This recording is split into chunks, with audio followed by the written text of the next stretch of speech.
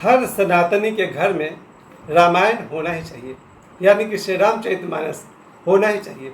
क्यों होना चाहिए? पहली बात कि जिस घर में रामायण होता है वहाँ देवताओं का वास होता है।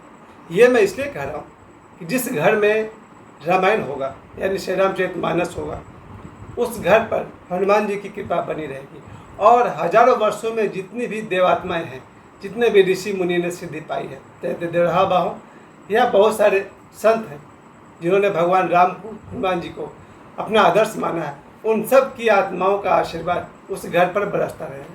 मैं जो कह रहा हूँ उसका कोई वैज्ञानिक प्रमाण तो मेरे पास नहीं है, लेकिन मैं आपको उसका उल्टा उदाहरण से बताता हूँ।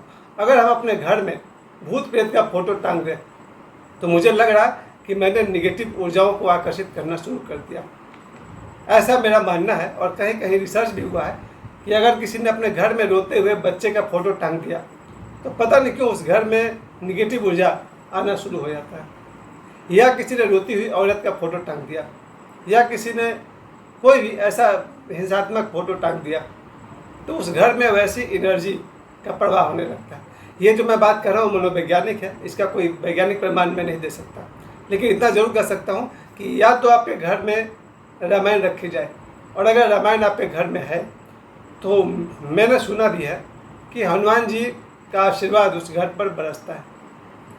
ये बहुत ज़रूरी है कि आपके कर्म अच्छे हों, और अगर नहीं भी कर्म अच्छे हैं, आपने अगर रामायण अपने घर में रख लिया तो मैंने पहली बात तो मैंने जो अपने जीवन में जो 5-10 लोगों को मैं जानता हूँ उनके बल पर मैं कह रहा हूँ कि जिस घर में रामायण रखा गया है और उस घर का अगर एक भी सदस्य सुबह में 1-2 चौपाई का पाठ करता है रामायण का, उस घर में मैंने क्या क्या परिवर्तन देखे हैं वो मैं आपको बताना चाहता हूँ।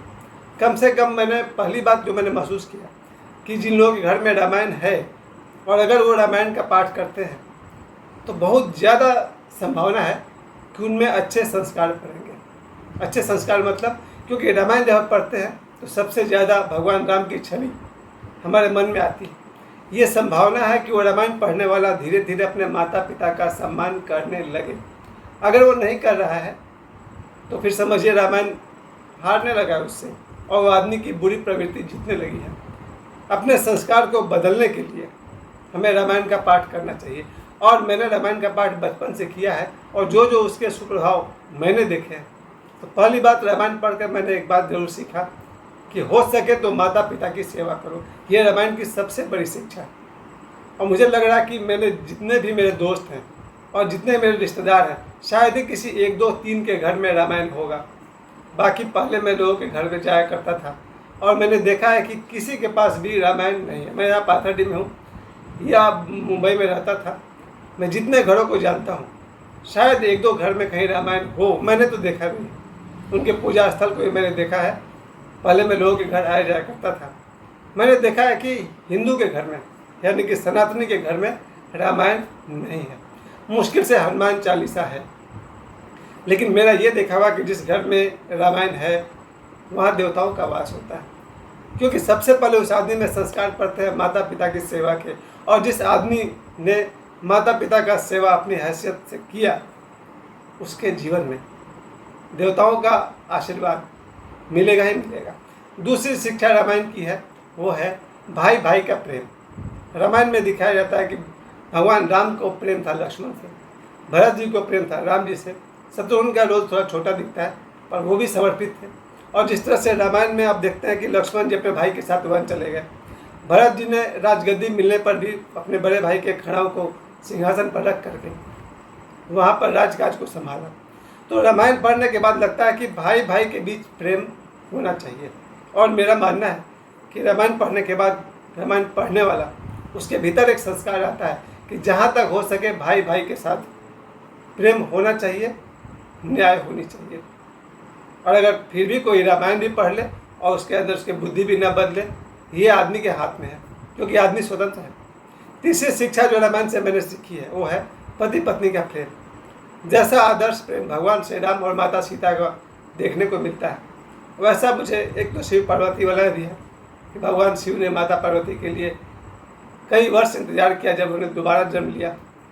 तो वो एक प्रेम कथा है भगवान शिव और माता पार्वती की, जिसमें भगवान शिव ने और माता पार्वती ने दोनों ने एक दूसरे के लिए जन्मों जन्मों तक इंतजार किया। और बहुत बड़ी बात है।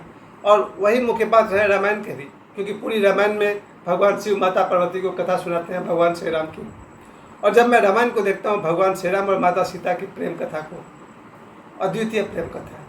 भगवान श्री राम के जीवन में सिर्फ माता सीता का आना, माता सीता का वनवास में 14 वर्ष तक साथ देना, फिर रावण उनको हर कर ले जाते हैं, फिर वहाँ से वापस आकर अग्नि परीक्षा देना और एक भी प्रश्न नहीं पूछना अपने पति से। फिर अयोध्या आने के बाद कुछ ही दिनों बाद उन्हें अयोध्या से निष्कासित कर दिया गया, जनता को संदेह था उन पर। और फिर माता सीता ने एकांतवास वाल्मीकि जी के पास रह करके अपने दोनों बच्चे का पालन पोषण किया।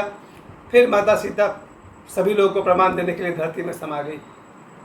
और दूसरी तरफ भगवान श्री राम को कई बार 2-3 बार प्रेशर दिया गया। एक बार शुरू में ही दिया गया जब वो स्वयंवर करके लौटते हैं कि वो मुहूर्त सही था, भगवान श्री राम को दूसरा विवाह कर लेना चाहिए। लेकिन भगवान श्री राम कहते हैं नहीं, राम के जीवन में एक सीता आएगी और दूसरा कोई भी नहीं।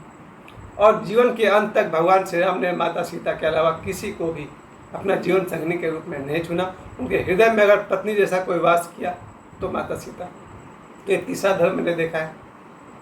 उसके अलावा गुरु और शिष्य का, भगवान और भक्त का जो संबंध भगवान राम और हनुमान जी का दिखता है, वो रामायण पढ़ने से दिखता है। किस तरह से हनुमान जी इतना बलशाली होते हुए भी, सर्वसमर्थ होते हुए भी, उन्होंने अपना जीवन भगवान श्री राम के कार्य में समर्पित कर दिया। जब भी हम रामायण पढ़ते हैं तो हमें ऐसा लगता है कि हमारा जीवन हमारे गुरुदेव के लिए है। हमारे गुरुदेव का काम करना, सनातन धर्म की सेवा करना, ये हमारे जीवन का परम लक्ष्य है।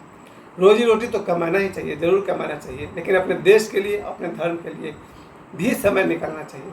8 घंटे की नौकरी तो करनी ही चाहिए, लेकिन इस देश के लिए और अपने सनातन धर्म के लिए समय जरूर निकालना चाहिए। क्योंकि आप देखेंगे रामायण में राष्ट्र और सनातन की महिमा के लिए ही भगवान श्री राम का जीवन है। आप देखते हैं जहाँ भी वो जंगल में वो गए हैं, उन्होंने राक्षसों के लिए तीर धनुष भी लिए हुए हैं ताकि साधु संतों को यज्ञ करने में, ध्यान करने में कोई बाधा न हो। इस तरह से मैं देखता हूँ भगवान श्री राम का जो रामायण जिस घर में है, 3 मैंने मुख्य बात आपको बताई। माता पिता की सेवा, भाई भाई का प्रेम, पति पत्नी का प्रेम, पिता पुत्र का भी प्रेम आपको उसमें दिखाई पड़ेगा, भगवान श्री राम और लोग उस इसके। फिर आप दशरथ और राम का प्रेम को देखिए।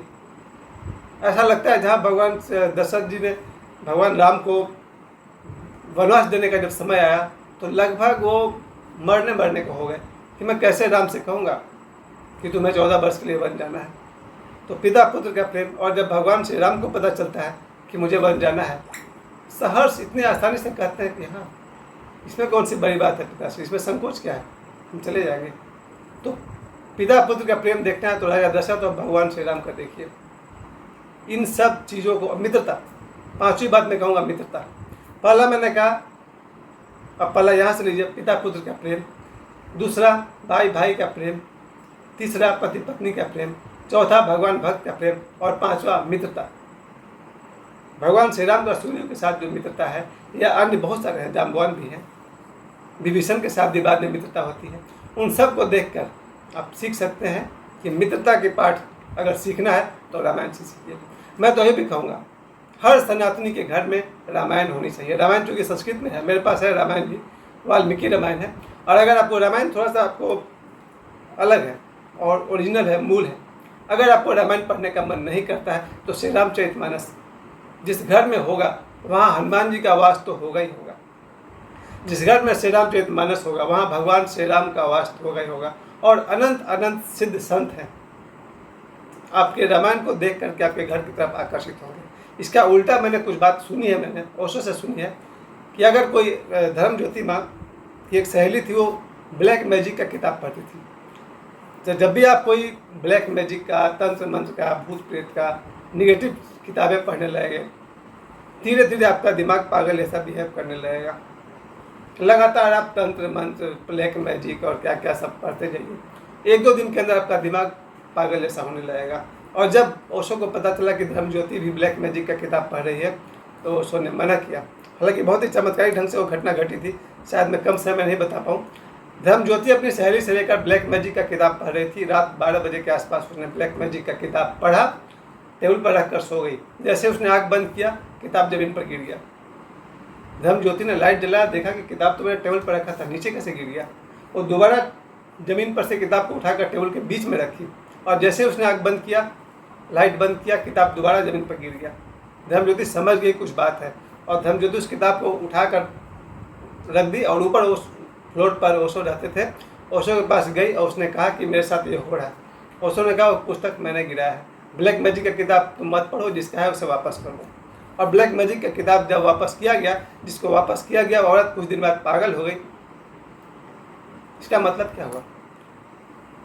या तो आप अपने घर में रामायण रखिए या फिर निगेटिव चीज, आपको दोनों का असर दिखाई पड़ेगा।